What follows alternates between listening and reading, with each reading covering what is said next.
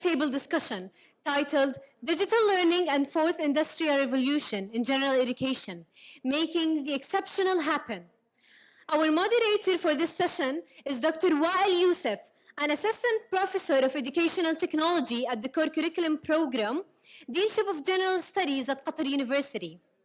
Dr. Yousef's expertise in educational technology will guide us through this exploration of the role of digital learning in the context of the Fourth Industrial Revolution. Our distinguished panelists for our third roundtable discussion include Dr. Mohammad Smadi, Director of Digital Learning and Online Education Office at Qatar University. Next, we have Dr. Lashuel, Executive Director of the Global Studies Institute at Doha, Qatar.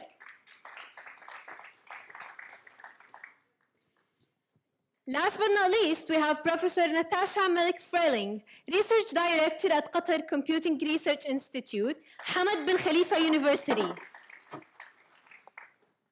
These experts will shed light on how digital learning is shaping the future of general education in the context of the Fourth Industrial Revolution.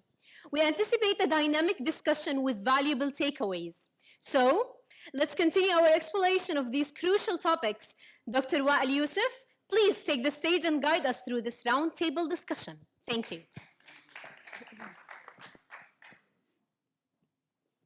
Thank you very much. Good afternoon, everyone. Welcome to Digital Learning and Fourth Industrial Revolutions in General Education and Making the Exceptional Happen. We are delighted to have all you here, and we have a distinguished panel ready to share their insights and experiences in general education and making the exception happen. Today, we will delve into artificial intelligence in higher education. As we know, as a recently topic which is recently spread out regarding AI and how artificial intelligence has been used in higher educations. So we are going to have today our panelists to share their insights and expertise. How can AI embedded with higher educations in curriculum and in also teacher training, also assessment, and all these components. As our panelist has been introduced earlier, we just try to welcome them today to ensure that our sites and experiences will start with Dr. Frayling. So, or Natasha, could you please just share with us your what are some applications of AI in educational outcomes, to improve educational outcomes? Thank you very much for giving me the first word. Thank you, everybody, for being here and listening to me. First, about my background a little bit. I'm a computer scientist. In fact, I'm trained as a mathematician, but I spend most of my life working with computer scientists. So what has happened recently, everybody heard about ChatGPT, everybody heard about AI, generative AI in particular. I just want to say, from the research perspective, this has been coming on slowly but gradually, and what happens right now is it became what we call a commodity. So what's happening at the moment is the result of many, many years of research that has been done in the past. And lots of people try to plan innovation or try to plan the breakthroughs. Believe me, it is really difficult to plan them, but when they hit us big. And so what we are now looking at is the really disruptive technology like generative AI. This is entering every area of human endeavor. But in education, I feel as a computer scientist and as a professional, is the area that we have to be extremely, extremely careful, because anything that we do in education affects the generations, the new generations. So lots of people talk about the regulated sectors like pharma, like medicine, and so on. I actually feel that education is one of the most important sectors, and then we need to talk about technology very carefully when they adopt it. And in particular, when it comes to adoption of new things, I will always say it has to be done very thoughtfully, because every introduction of technology has positives and negatives. And people always say, what is going to be improved with the education we have AI? I say, what is going to change if we adopt AI? Because all we can guarantee, there will be a change. And then we need to judge what is positive, what's negative. AI has been around for a long time. It involves machine learning, involves optimization, involves other techniques. And education has been using it already, big time, in many different ways. So I'm very much aware that people want to have an answer what to do with generative AI.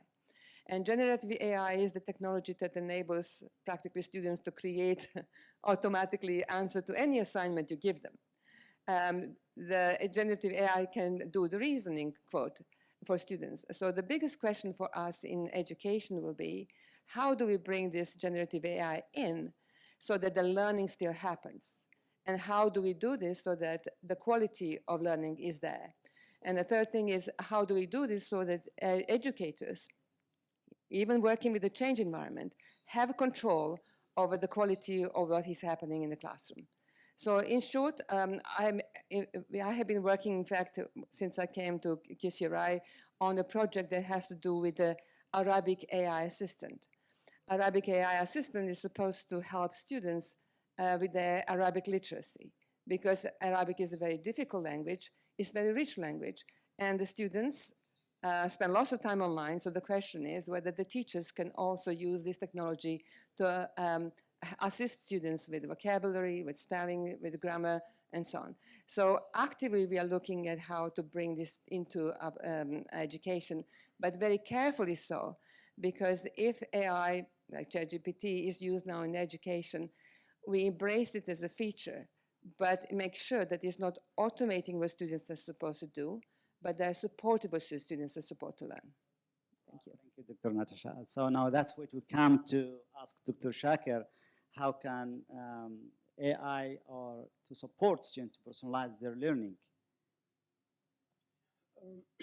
Good afternoon, everyone. Thank you for inviting me, and it's a pleasure to be here with you. Even though right now we are the ones that's standing between you and lunch. So, you know, when traditionally, I think we've always been consumed with integrating technology into our instruction for the sake of integrating technology. And sometimes we measure our success by the extent to which we have infused technology in our instruction in our classrooms. I think we need to approach this differently, and this is an opportunity for us to do that. I think we need to ground our conversation in purpose. Why are we infusing AI? How will AI help us at this stage deal with the challenges that we have ahead? How will AI change or influence what we do so that we can use it and leverage it effectively to support the work that we do as instructors and to support the learning of students? I think, you know, while we're talking about AI and the, you know, the different features and abilities within AI to support us in personalizing education and leveraging education, I think we need to think about this fourth industrial revolution that is happening and the complexity that surrounds it, that it's not just ChatGPT, that it's biotech, that it's infotech, and when we combine them, miraculous things can happen. And so, yes, we can, you know, the easy question is, AI can help us personalize, you know, education, but I think too, as systems and as educational institutions, we have to ground our integration of AI, our investment in supporting AI, in understanding the purpose and the effectiveness with which it can help us do what we need to do. And I'll end it at this point. Thank you. Okay, thank you, Dr. Shakir, for these elaborations. But also I come to Dr. Smadi.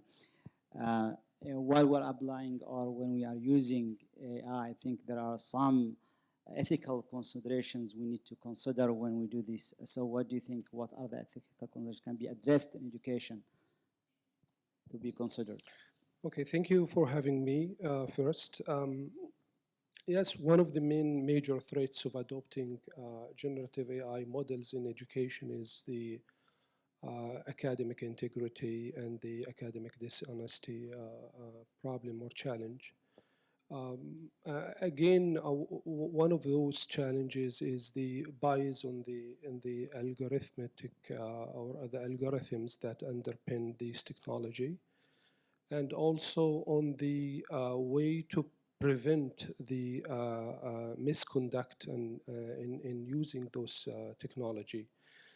So we need to first understand that those technology or the large language models are built in a way to deploy or to implement stochastic algorithms to predict the next word. So if you say, for instance, assalamu, the most likely word to come after that word is alaykum.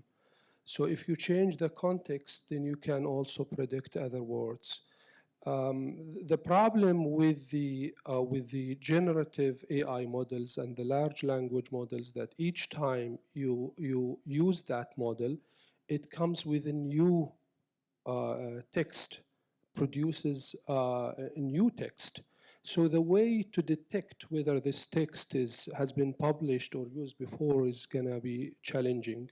And this drives us to a new definition of plagiarism detection tools. So one quick solution is why we don't use and rush to use plagiarism detection tools. The problem with that is that you will never be able to find the original text, because large language models do not copy from those texts, but rather use those texts to generate new text and textual material for you.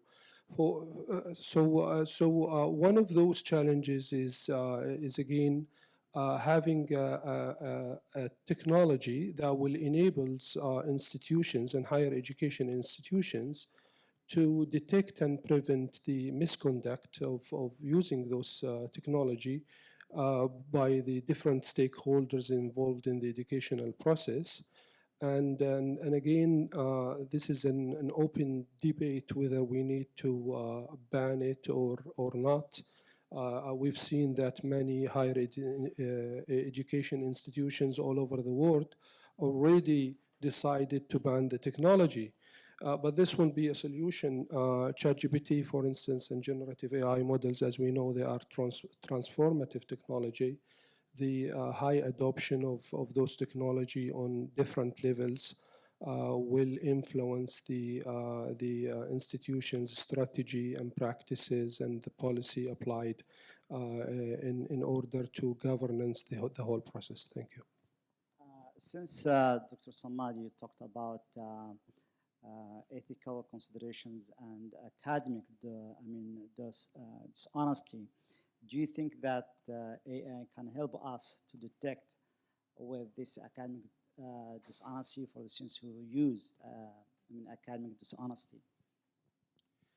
As I told you, it's going to be very challenging for an educator or a teacher to use any technology to detect whether the students have already generated, for instance, an assignment using ChatGPT or generative AI models, because at the end, the whole generating material, talking about multimedia or media-rich content, is generated, not copied from an original source. So I think we have to work hard on the technology for detecting plagiarism, rather than searching for word surface similarity, which we call in natural language processing morphological analysis. We need to go to more higher levels of semantic similarity analysis, discourse analysis, and so on. So if we can reach this level on developing and having such technology, I think we can, as educators, by then, try to evaluate, which can be also used for automated grading of the students' assignments, the level of novelty in that work, or maybe we should think of a better solution of building a set of competences in our teachers and students on a proper way of how to use this technology, and also redesign the way we teach. So it's better if we integrate those technology in the way we teach and assess our activities, rather than like spending most of our time accusing our students that misuse these technologies. So if we go from the lower level of knowledge and comprehension to higher level of metacognitive analysis and assessment, I think it's going to be difficult anyway for the technology to do that. So it's going to be easy for us to assure the academic integrity and then to evaluate our outcomes in a proper way. Thank you. Thank you, Dr. Smadi. Dr. Natasa, now, Dr. Smadi referred to the way we teach. So do you think how can AI help teachers and training teachers or support teachers regarding this, teacher training or support? Yeah, I'll be happy to pick this one up. I used to teach at the University of Nottingham. I'm a mathematician, but I actually was teaching professional ethics. Now you can imagine, you end up with 170 students. They all have to write an essay. They have a midterm project. So that means that I have to read 170 students' essays. And I also have to come up with the 107 sort of examples or assist the student with 107 the topics that they would cover, because they're all supposed to be unique, right? The HOM is supposed to submit. So I fully appreciate, the workload that educators have at different stages when it comes to creating material for the students, motivating students to come up with appropriate standard of responding to assignment, mentoring them. Assessment is one of the parts that, of course, is a big one. And to be honest, for me, it was the worst bit, because I really enjoyed teaching them. I really enjoyed engaging with them, but then assessment always came about and I had to give them a grade. So in the process of supporting teachers, I feel that teachers should, and probably in best in circumstances would take technology to assist them with some of the tasks. But we also need to understand that automating some of the tasks also may reduce the relationship and the bills between the student and the teacher. Now, if you have 170 of them in a classroom, relationship probably doesn't exist, except for those who actually have a struggle and they try to come and help. So when it comes to assessing, helping, say, with creating content, ChatGPT and generative AI is probably very good, because it could help generate material that could be shared with the students, so description of a possible topic in, say, ethics. However, that needs to be checked. One cannot just allow this system to create something and you confidently distribute to 170 students. It's not going to work, because as it was explained, it's a generative model. It creates things. It tells stories, and it sometimes tells nonsensical stories. So the quality assurance doesn't exist within the system. The systems are not, they don't have anything within them to control for the logic or a particular a context that is, say, sensitive to a domain.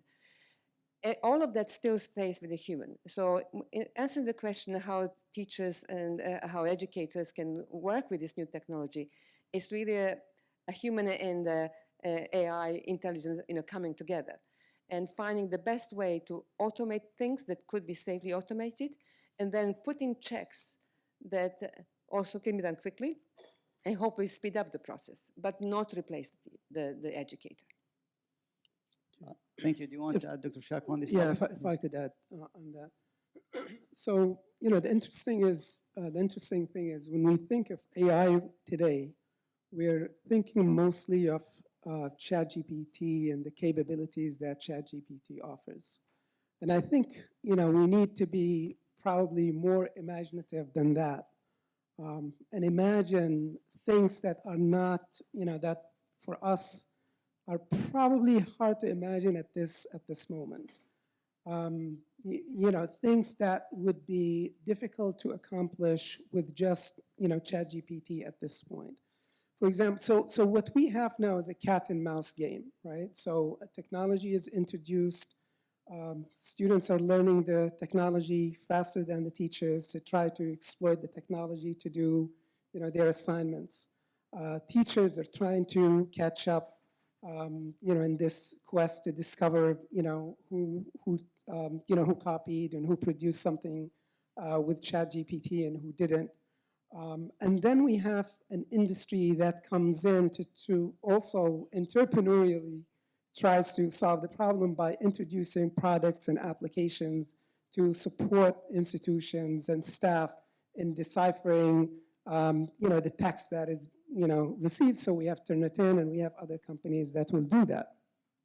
But I think we need to imagine beyond this, right? And this is something that is actually happening now and will be released. Something that Khan Academy will be using in addition to some of their, to augment their writing courses.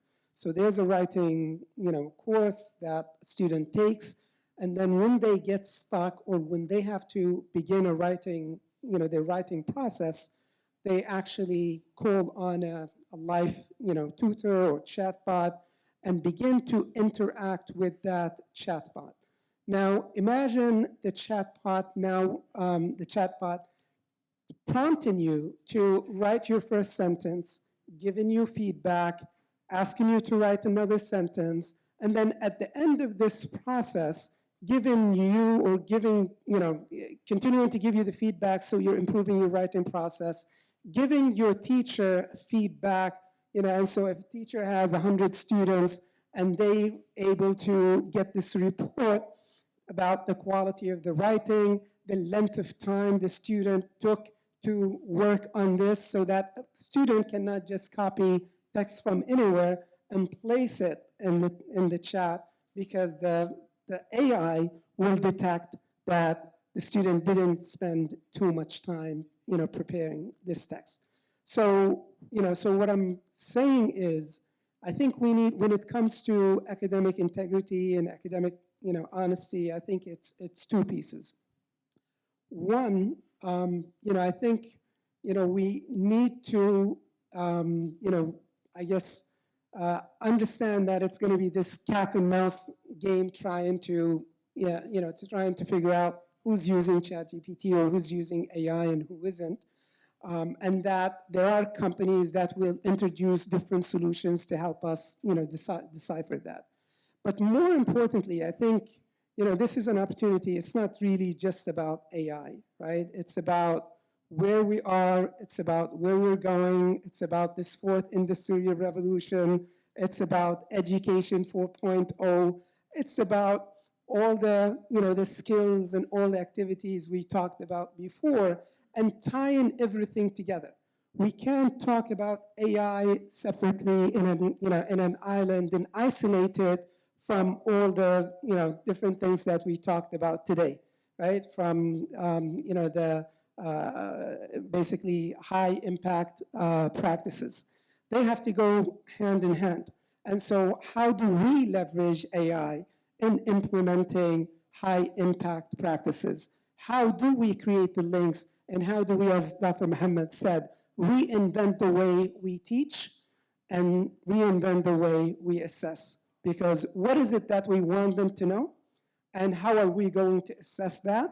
And if we're going to do it the same way we have been doing it, this is going to be useless, because we're in a different, we're in a different game, playing under different rules. Thank you. Thank you, Dr. Shakir, for your elaborations. And these come also the questions to Dr. Smadi. Do you think educators are concerned about their job displacement due to the AI advancement? Well, as a director of a digital learning and online education office, there is always a resistance from the faculty to use the technology. For some of them, they have this fear of displacement. But most of the faculty, they look to this technology as a way to augment the way they will teach and assist their students. They just need the proper training, I would say, as well as the support from the governance of the whole process in a way to integrate this on their daily use activities, rather than just saying this is an added thing that you have to do. For instance, Qatar University 5 years ago adopted a transformative model of its education through asking all of the faculty to redesign their courses in a way to be experiential, student-centered, digitally enriched, and as well as entrepreneurial.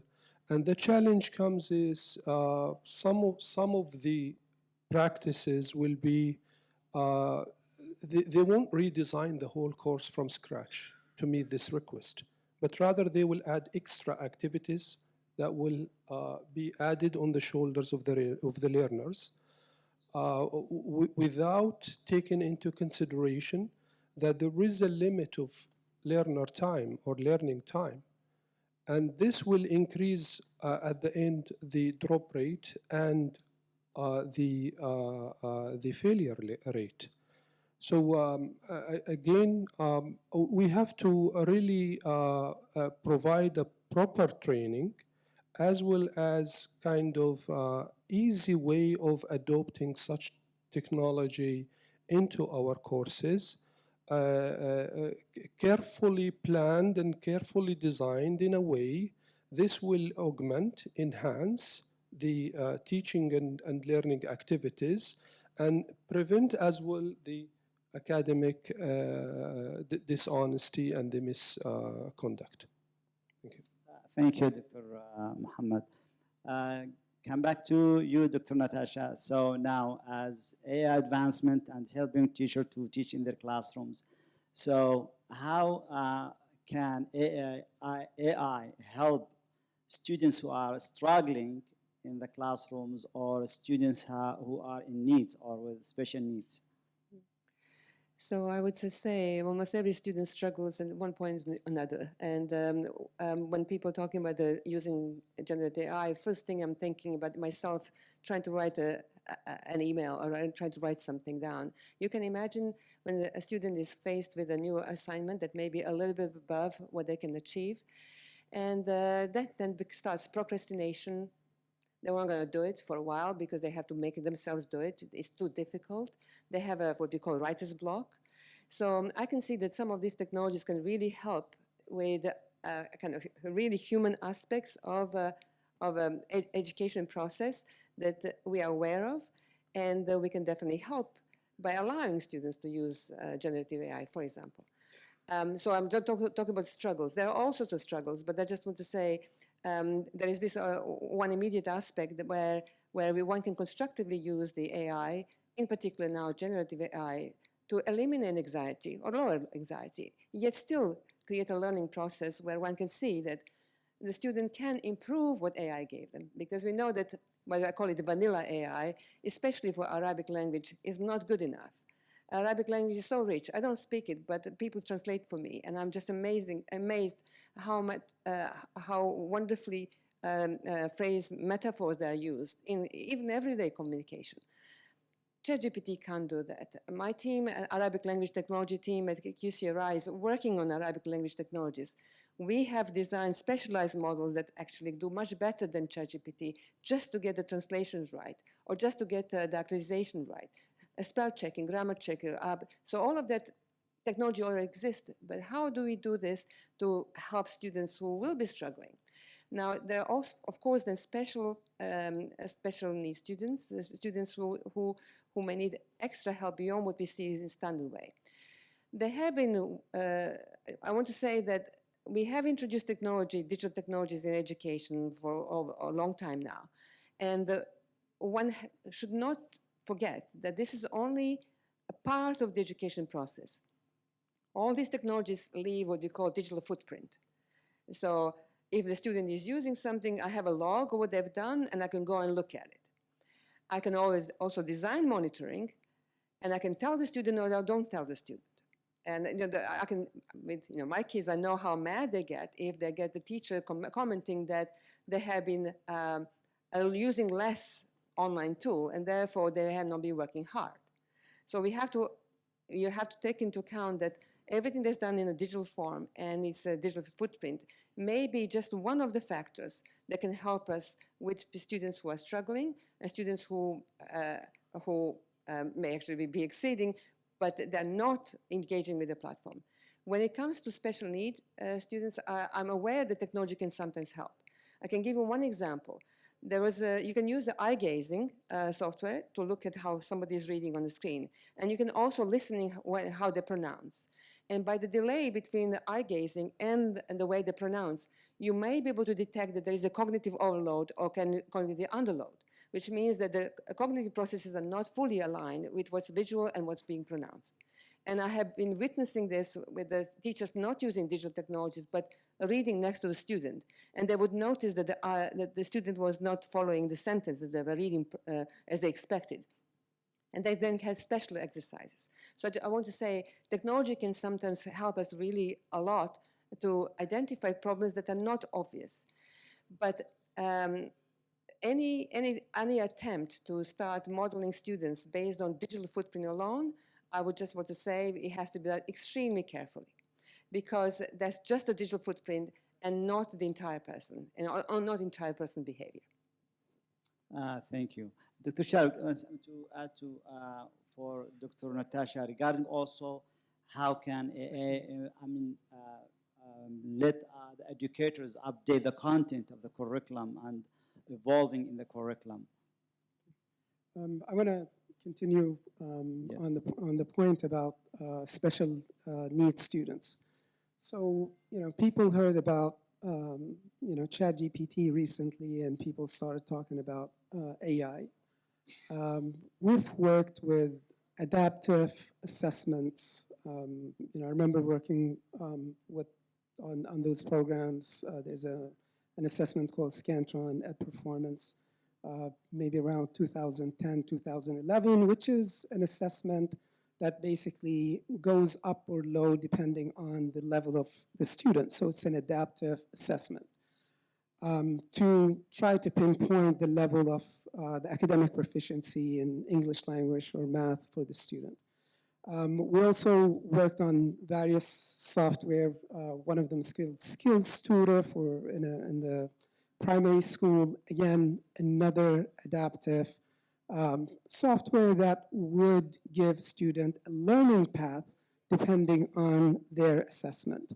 So in a way, that's also AI. So today, I think, as Dr. Natasa mentioned, I think we have far more sophisticated capabilities to, understand maybe some of the technicalities about learning disabilities. And yet, it is not as simple as creating a learning path, right? Because understanding, and this also relates to this job displacement, thinking that AI will displace us, right? AI will displace us if we continue to work the job in a routine way. If we don't change, if we're mechanical, if we're automatic, if we're not the facilitators, the thinking, the thought-provoking instructors, the facilitators that are pushing the thinking of the students, then we will be replaced by AI. So now, when we think about students' special needs, the more we learn about our own learning styles, the more we realize how special and how much our needs are special. Some of us are visual learners, some of us are auditory learners, some of us may have, ADHD, some of us have a lot of, different issues. So then how do you address them in just, using AI, right? So I'm saying that the technical abilities are going to be there to help us. The software, the programs, the applications are going to be there to help us. But it's not just an automatic thing to say, I have a special need student, and this student will be taken care of by this AI application. Human intervention will still continue to be pivotal, and our interactions with students and being that third eye will help support, special needs. So it's not going to be just us.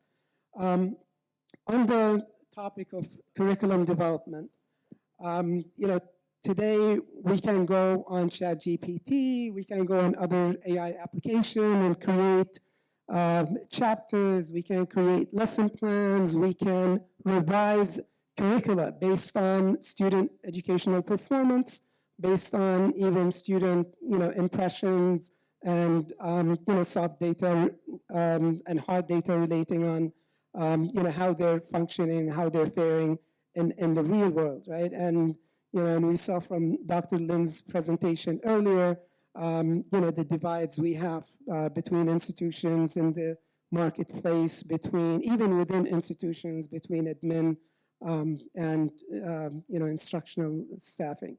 So we can do a lot to revisit the curriculum, to rewrite the curriculum, to analyze the curriculum, analyze the language and rewrite it. But we also have to be very careful from reaching that point where everything is homogenized. And so, and that's why we still need that human intervention to contextualize what we do, to contextualize, the curricula that we're building, but also to link it to purpose to our context. Thank you.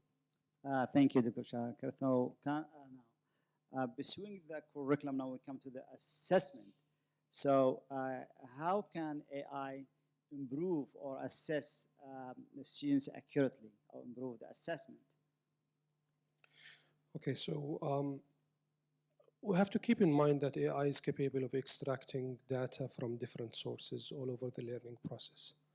So if you ask your students to finish a set of activities, one of them is like watching a video and reflecting on the content of that video, participating in a discussion forum, answering a quiz.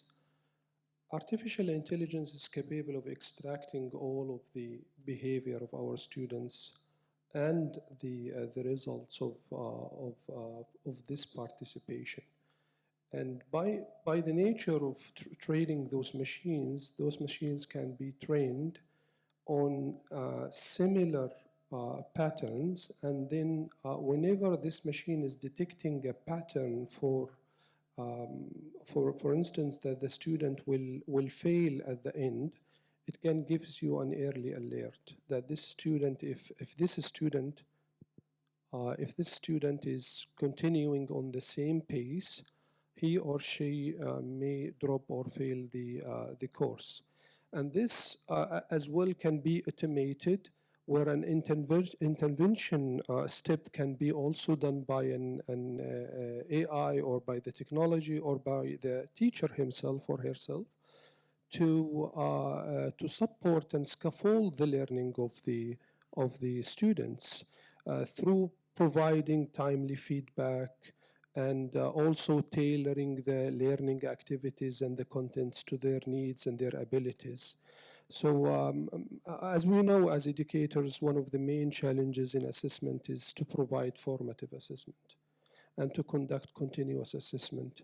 And I think as part of the previous presentations, portfolio assessment was mentioned heavily and recommended in a way to continuously assess the learning and the progress of our students. So who's going to do that? As an educator teaching to large classes and several classes, and with the heavy load of teaching, community service, as well as research, we will not be able to find time or enough time to do all of this. It's part of our responsibility, yes.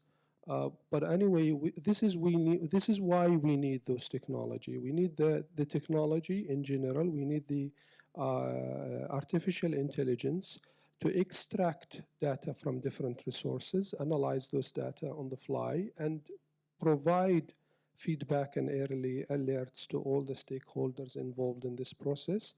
This will enable us with data-driven decision-making and also will help us to scaffold the learning of our learning progress of our students. I've seen recently, I've read a research paper of how they use ChatGPT, for instance, to play the role of the more knowledgeable other, building the whole research on the social-based learning theory. And yes, I mean, I can't, as a teacher alone, make sure that all of my students are learning in the same way. All of them are doing well in the classroom. This is why we encourage our educators and teachers to involve more of active learning activities, collaborative learning activities, where the students will learn from each other through the communication and collaboration with each other. What if we enable them with generative AI models, intelligent tutoring agents, where they can collaborate with those agents? Would they learn from those agents? Will those agents be able to help them scaffold their learning process, do well in their learning progress, and then at the end achieve the desired outcomes of the learning activity and the course?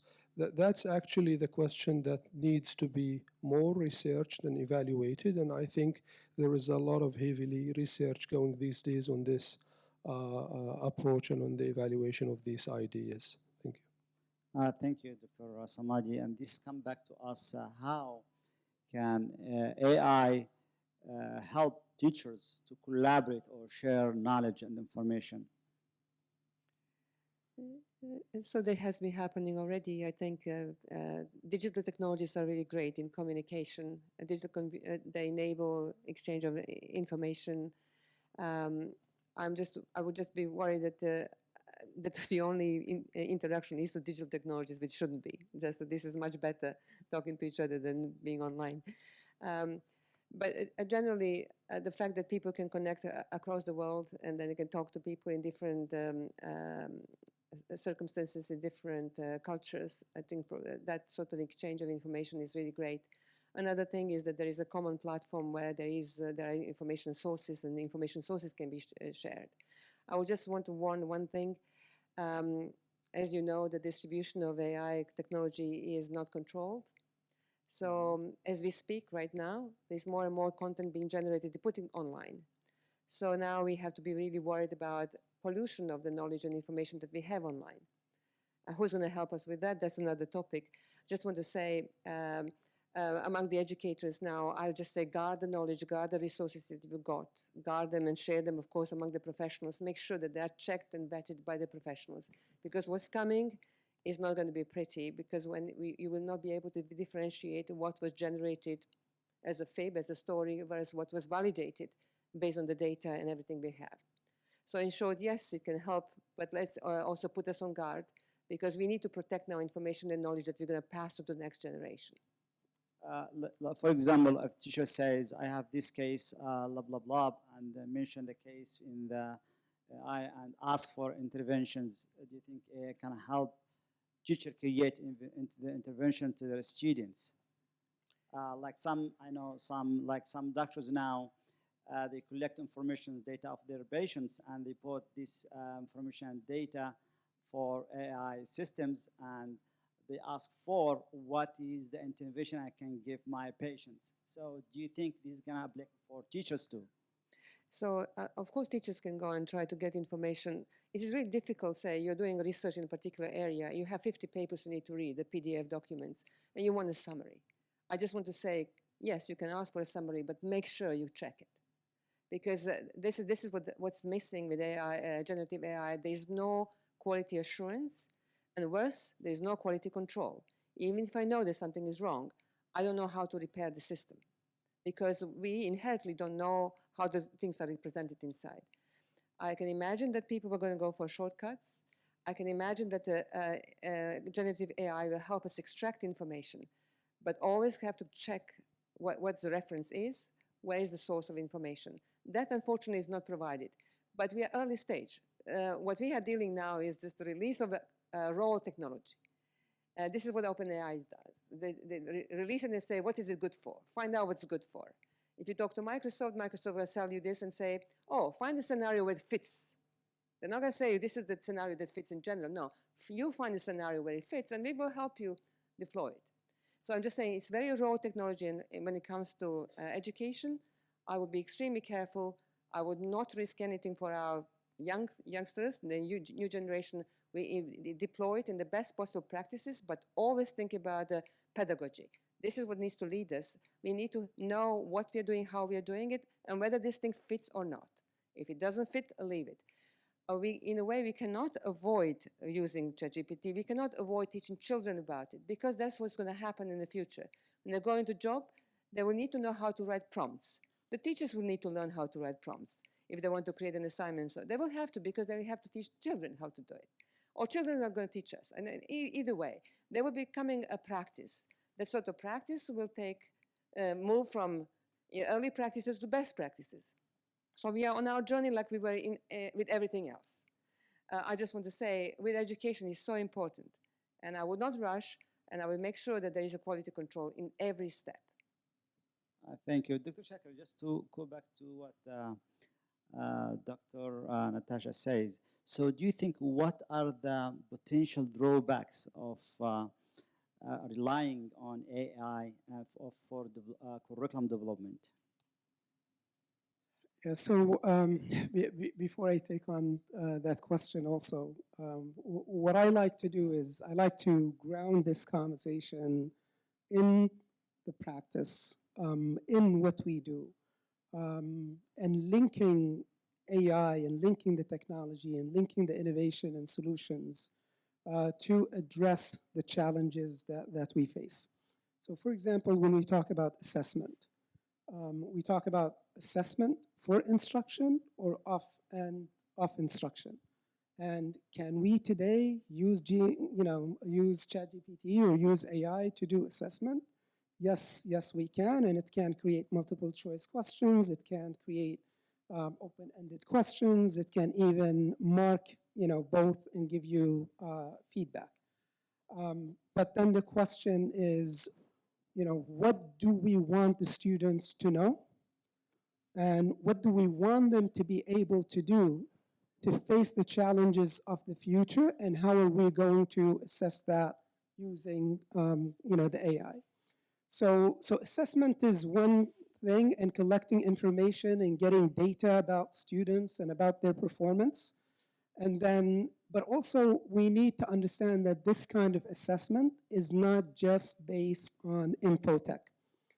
That you can get feedback or biofeedback about students using AI, right? And I'm not talking about now anything fictional. So there's a pilot in China where students will wear the device on their forehead, and basically the device measures the EEG the brain activity, and gives an indication to the instructor about the level of activity that the students are engaged in. So this is like immediate biofeedback, right? And this now linked with performance feedback can be phenomenal. And so all of this, right, this is now insight. So this insight, to get insight from a normal working educational setting is quite complicated, because in an institution, you needed a data committee, you needed data specialists who would go through the data and give you this insight in order for you to make this insight and this information actionable. And so using AI can facilitate this, save time, save effort, and give you that, that insight and help you in this decision-making, making process. Now, linking this piece to collaboration. When we talk about instructors collaboration and building communities in our educational institutions, we're talking about building professional learning communities. So we have to ground it in this piece. And the challenges people face in building professional communities is lack of time, lack of support, and sometimes lack of resources or visionary, continuous visionary push to make it happen. Now, what AI does to facilitate the collaboration is it saves time, helps people come together and bring their resources together without putting a lot of that effort, which would make it challenging. As far as the drawbacks of looking at or using AI for curriculum development, we had talked about the homogenization of the content, the disconnection that could arise between the content that we produce from AI applications and the context and our reality and the challenges that we face. And then basically the over-reliance, which kind of also makes us lazy because we think it's going to be done and it's going to be done with ease. The other piece for us is the bias, which is inherently found in the content that is used by all the GPT applications. Which you mean that means there is no other factors inside the AA that means dealing with culture. So when I design curriculum or develop curriculum, so it's going to be fit in this culture, but doesn't fit in other cultures. So this is disconnected in this area. Right. So the cultural bias again pushes us to to scrutinize what we're getting, to ground it in our context and in our reality. Okay, Dr. Smadi, when we come to data privacy and security, how can we, an institution, can have this security and privacy for data when using AI? Sure. I mean, this applies to all the education and technology in general. So we need to have capabilities of data encryption, mitigation of threats, and like cyber attacks, and many others like technical services that we have to provide on our higher education institutions to make sure that the data collected from the behavior and usage of our students and our faculty is secure. And we also need to identify the different roles that will be enabled through different access levels to those data. And this is why I believe AI can play a major role in this direction, because instead of like identifying the different access levels of human beings to access the data and then take insights and share those insights, I think artificial intelligence and pre-trained machines can on the fly extract all of these data and come up with insights and also foster and support our decisions with data-informed procedures and activities. The other direction is actually to build a set of competencies on the user level. So whatever you will do in terms of adopting technology to prevent the attacks, or maybe to raise the reliability of the services, we have to train our users to be aware of all of these threats and how to make their data private, what they should share and what they shouldn't share with the technology and the different platforms. And again, I believe this is our first step that we have to take anyway if we decide to adopt any technology, is to raise a set of competences and to build a culture and a mindset, as also our experts shared early in the morning. It's a mindset. So you have to build a culture around using these technologies and make the safe and responsible usage of those technologies in the core of the adoption process. Thank you. I mean, to conclude with the panelists, do you have any other comments uh, for these topics before we open the floor to the audience to ask you any questions? I just like to conclude with one thing. I know there is digital technologies has transformed our lives, and AI is coming in another wave. But one important thing, we should not dehumanize education. We definitely, this is the first thing. I don't care whether somebody's going to wire somebody's brain and then find out whether I slept well or not. This child has a right for privacy. Child has a right for personhood. So we need to put this into the design of whatever technologies we adopt.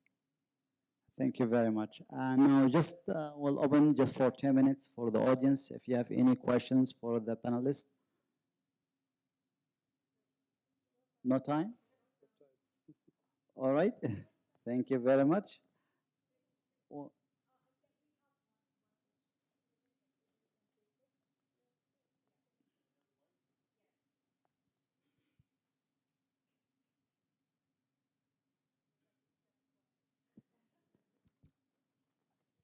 people that don't like to go to lunch.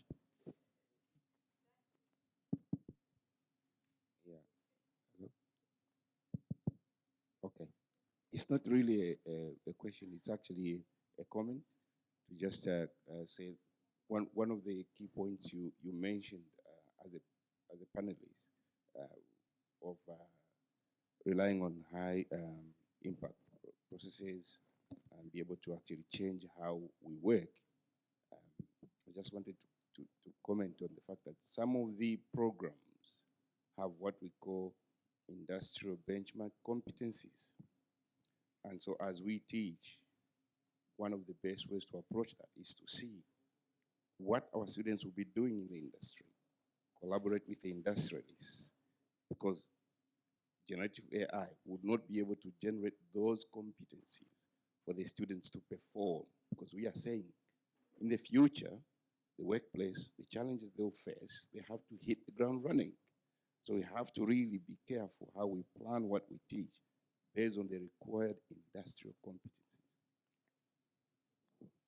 Thank you. Do you have any comments or to add for his comments? Yeah, I would just like to say almost everything that we introduce is always a balance between upskilling and deskilling. And so we always have to be very careful when we introduce something, we know what we are winning and what we are losing. It's not going to be one sentence because I was really, I was really touched by the previous presentations because, core curriculum and general education courses, I think, remain or contain a great value for individuals, because we heard the earlier question about micro-credentialing. And although companies might look for people who are credentialed with the right skills to do the job, these individuals need a well-rounded education, because only with a well-rounded education you could be prepared for this future of unknown and uncertainty. Now, as education leaders and as instructors, we are in a very challenging place, having to prepare students for a future where there are so many unknowns, having to prepare students for a future where they will need resilience. They will need resilience because they will be changing jobs. They'll need to be persistent because they will need to change jobs. But the two things we haven't really talked about today, which are very integral to this conversation, is mental stability and emotional intelligence. And these are the things that students will need in addition to a well-rounded education in which we try to integrate technology and all the tools to prepare them for the future of tomorrow. Thank you. Dr. Natasa, Dr. Shakir, Dr. Smadi, thank you very much for your attendance today and sharing with us your expertise and insights for using AI in educations. And thank you for your attendance. Thank you for the audience. Thank you very much. Thank you.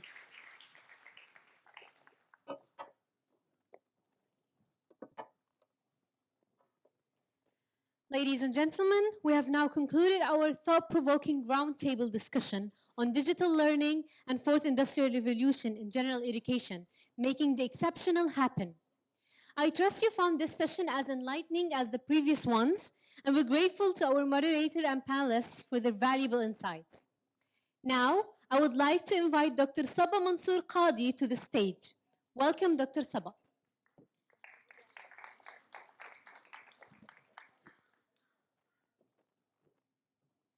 Thank you so much. Thank you, everybody, for attending, insights and inputs, and joining us for these long hours. I'd like to call Dr. Len Vasquez, who came from America, and then to give her this gift, small gift.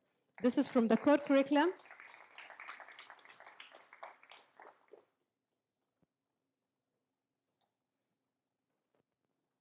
Thank you so much for your input and insights and enriching this, this forum.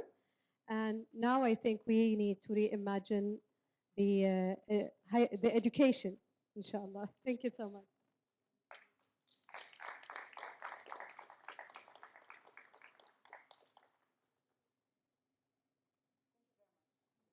Thank you so much. I'd like to invite also Dr. Haifa from Saudi Arabia, changing her tickets twice, and she made it finally. Thank you, Dr. Haifa. Thank you so much. We are so honored to have you and your session enriched with civic engagement.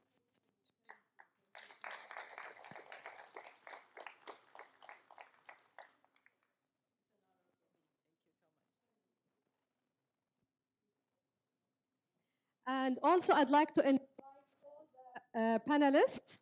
And after Dr. Maryam's speech, to have a picture of all of us. Thank you so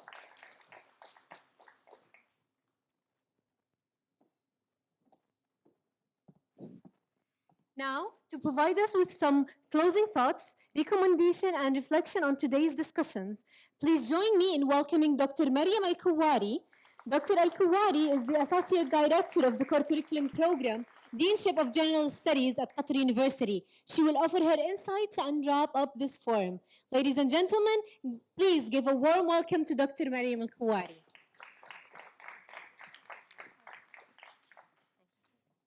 It's not working? Thank you.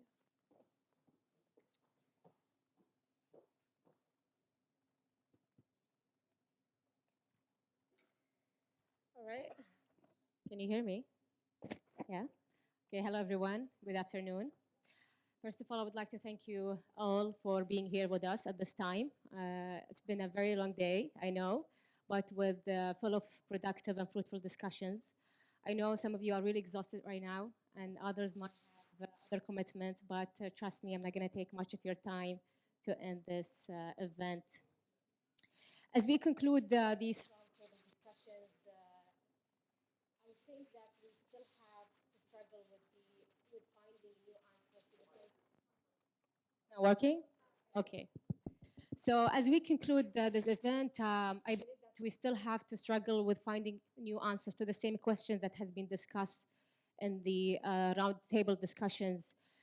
And also, I think that the main discussion was about the future of university curricula and how can we find the new methods to apply these university curricula to face more challenges and also to become more available and meaningful in every level for the future learners. So as we all know that the world is changing rapidly and so are the expectations and demands. Despite all the insightful thought that we have had through the discussions, it's becoming more evident that the classical and traditional role of universities and university curricula will never be the same again.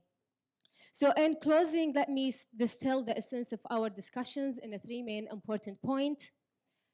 Firstly, while entrepreneurial education is preparing a student to face the challenges of life in the 21st century, It must also motivate the student to be more creative in exploring new solutions for the new challenges and to identify new opportunities that perhaps were not possible just a few years ago. Thinking outside the box will no longer be an exceptional exercise for the students, but possibly part of their everyday life as the societies, markets, economies, and the entire planet face new challenges in the future. Secondly, the diverse international insight and experiences presented in relation to embodying civic engagement in general education are not only noteworthy, but they should also be seen as a new potential pathway to more robust and relevant curricula that bridge the gap between university education and everyday life and issues outside the walls of campuses. The discussions of experiences in this respect also signal the existence of a real demand and need for such a bridge. And this will not only benefit universities as they carry out their missions, but it will also enable them to play more proactive role in bettering societies and communities that they serve.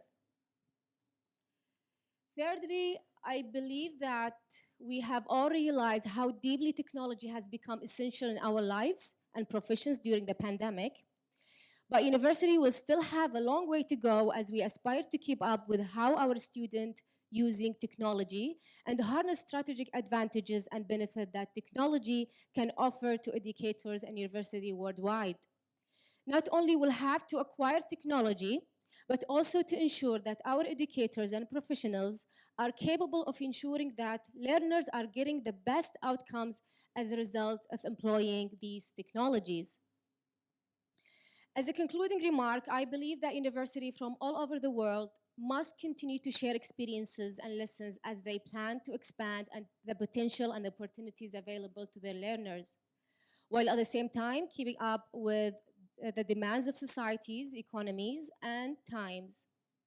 The biggest challenge that we need to continue addressing in the coming years, not only how to add more value to our curricula, but also to ensure that whatever we offer our learners will contribute their success and well-being as well as their progress of their communities and societies. Before I leave this stage, allow me to say a few words about the most challenging and difficult times that the people of Palestine are facing right now. Fostering awareness about Palestine cause is crucial. Through education, its formative content, entrepreneurial education, civic engagement, using technology and social media strategy as a unit, can build the bridge to advocate for more Palestinians' rights and to understand the truth, the only truth, that the media will not show you about the role of Israeli occupation of Gaza. Yes, education is a key, but your voice will make a difference that can save thousands of lives. Do not stay silent, educate yourself, and speak up. Thank you.